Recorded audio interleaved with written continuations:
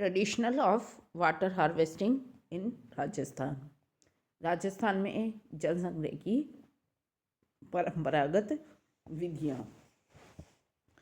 राजस्थान को हम देखते हैं तो ये एक ऐसा क्षेत्र है जहाँ पर साल भर बहने वाली नदियाँ नहीं हैं। तो यहाँ पर क्या है, पानी से संबंधित समस्याएं जो है बहुत अधिक है। अनियमित वर्षा है, नदियों में जो है अपर्याप्त पानी रहता है।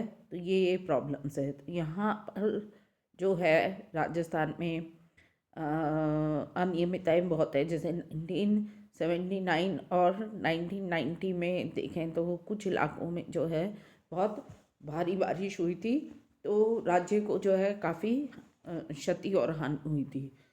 तो यहाँ पर जो है कई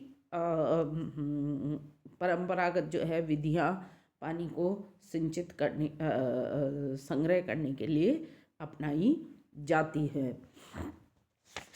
स्थानीय लोग जो होते हैं अपने पानी को इकट्ठा करने के लिए कृत्रिम स्रोतों का जो है निर्माण करते हैं, जैसे नाली, तालाब, जोहड़, बंधा, सागर, समंद, सरोवर। इस तरह से जो है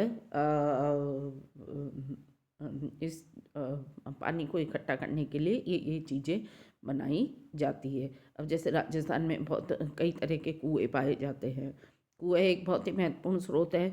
साधारणतः किसी भी जो है छोटा मोटा कुआँ तो जो होता है वो एक व्यक्ति के नाम पे होता है, लेकिन बड़े कुओं जिनको कि कोहर कहा जाता है वो एक पूरे समुदाय का होता है।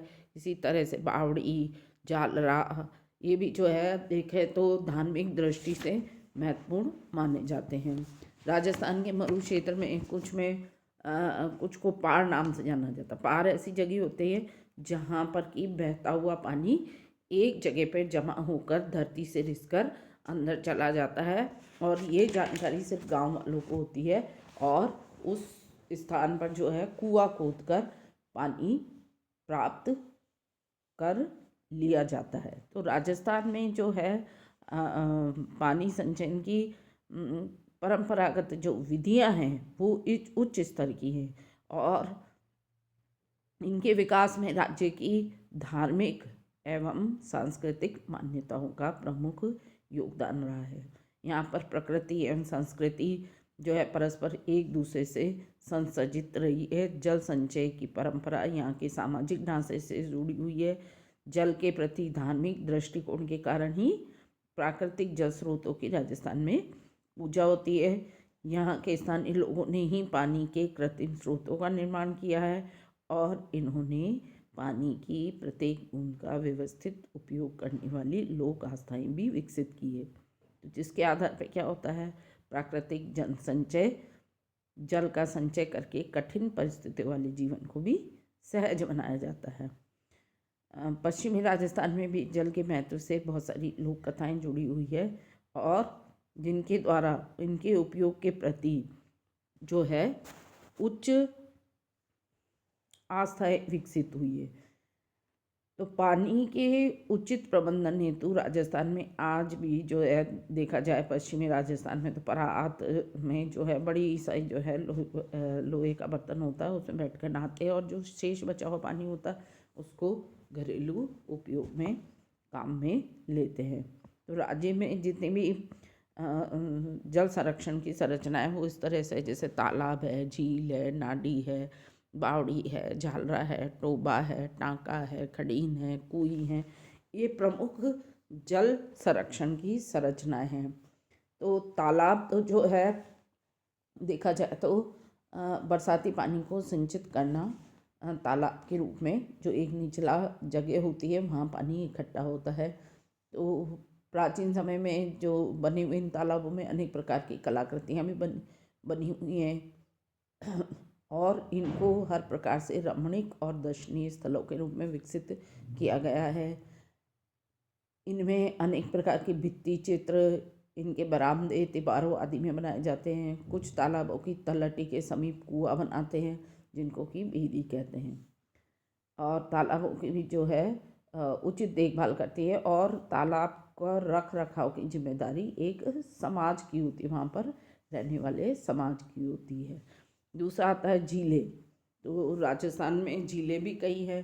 राजस्थान में जल का परंपरागत ढंग से सबसे अधिक संचय झीलों के द्वारा होता है। यहाँ पर विश्व प्रसिद्ध झीलें हैं जिनको कि राजा महाराजाओं, बंजारों, आम जनता ने जैसे बनाया है। हम देखें तो ये जोधपुर की लाल सागर, कैलाना झील, तखत सागर, उम्मेद सागर झीलें हैं। इसी तरह से उदयपुर की झीलें हैं, जैसलमेर उदय सागर, फतेह सागर, पिछोला झील। इनमें काफ़ी पानी जो है संचय होता है। इस तरह से अजमेर की आना सागर, फाय सागर, पुष्कर झील, ये सब झीलें जो है जिनमें कि पहाड़ों का पानी आके इकट्ठा होता है। तीसरी आती है नाडी। नाडी जो क्या है, वो एक प्रकार का पोखर होता है जिसमें कि वर्षा का जल जो है सिंचित होता है। इनका आगोर विशिष्ट प्रकार का नहीं होता। सबसे पहले राजस्थान में 1520 में जो है नाडी का निर्माण हुआ था। तब राव जोधा जी ने जोधपुर के पास जो है नाडी बनवाई थी। इसलिए पश्चिमी राजस्थान में देखेंगे तो हर एक गांव में एक नाडी हमेशा देखने को मिलती है। रेतीले मैदानी क्षेत्रों में नाडियाँ कम से कम 3 से 12 मीटर तक गहरी होती है और इनका जल ग्रहण क्षेत्र भी बड़ा होता है। और पानी का रिसाव कम होने के कारण भी पानी 7 से 10 महीने तक चलता है। तो यानी कि नाडी क्या है, एक प्रकार का प्राकृतिक गड्ढा है जिसमें वर्षा का जल संग्रहित होता है और एक समय के बाद इसमें गाद भरने से संचय क्षमता घट जाती, तो समय समय पर इसकी खुदाई करके गाद को हटा दिया जाता है। फिर आता है बावड़ी। तो कुआं और सरोवर की तरह भी बावड़ी ही होती है। ये भी जो है प्राचीन संस्कृति है। कई जगह जो है बावड़ियों का निर्माण कराया जाता है। ये बावड़ियाँ जो है पीने के पानी और सिंचाई के लिए महत्वपूर्ण है। इसमें आज की तरह जब घर में नल और सार्वजनिक हैंडपंप नहीं होते थे तो उस समय में कुएं, बावड़ी, सरोवर ऐसी जगह हुआ करती थी जहाँ पर कि पानी को इकट्ठा किया जाता था और उसका उपयोग किया जाता है। इसमें वर्षा का जल जो है इकट्ठा होता है। शुरू में बावड़ियाँ जो हुआ करती थी उनमें आवासीय व्यवस्था भी होती थी। अब वर्तमान में जो है ये बावड़ियाँ जो है ख़त्म सी हो गई हैं, इनकी दशाएं अच्छी नहीं हैं। झालराओं का कोई जल स्रोत नहीं होता। ये अपने से ऊंचाई पर स्थित तालाब या झीलों के रिसाव से पानी प्राप्त करते हैं। यानी इनका स्वयं का कोई जल ग्रहण क्षेत्र नहीं होता। तो ये झालराओं का पानी क्या होता है, उपयोग में नहीं आता। इनका जल धार्मिक रीति रिवाजों को पूरा करने में, सामूहिक स्थान में और अन्य कार्य में इसको उपयोग में लिया जाता है। तो ये क्या होती है, आयताकार होती है और तीनों ओर इसकी सीढ़ियाँ बनी होती है। इस तरह का उदाहरण जो है जोधपुर में देखने को मिलता है। महामंदिर झालरा इसका उदाहरण है। फिर आता है टोबा। टोबा जो है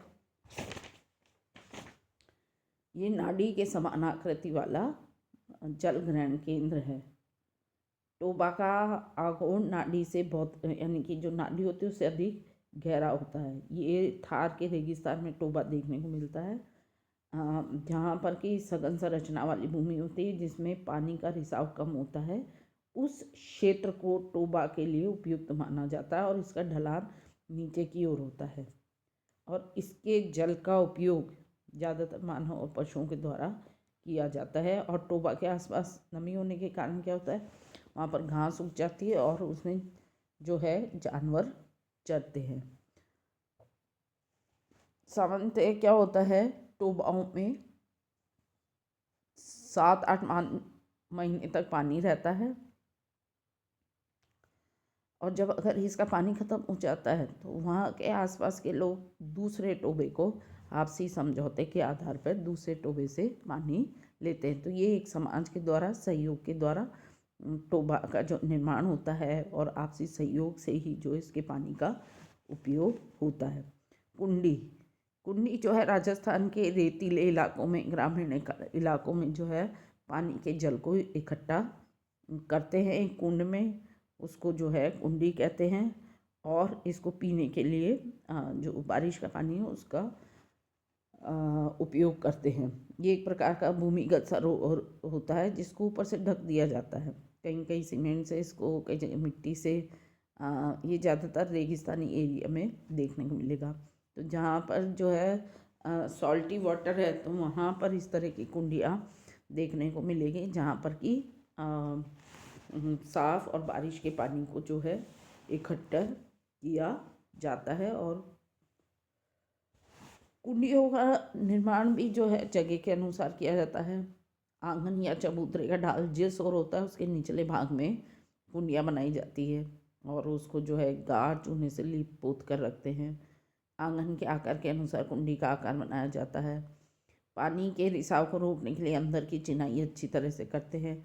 और जिस आंगन में बरसाती पानी को एकत्र किया जाता है वो आगोर कहलाता है, जिसका अर्थ होता है बटोरना, है ना, बटोरना कहते हैं। तो उस पानी को इकट्ठा करते हैं।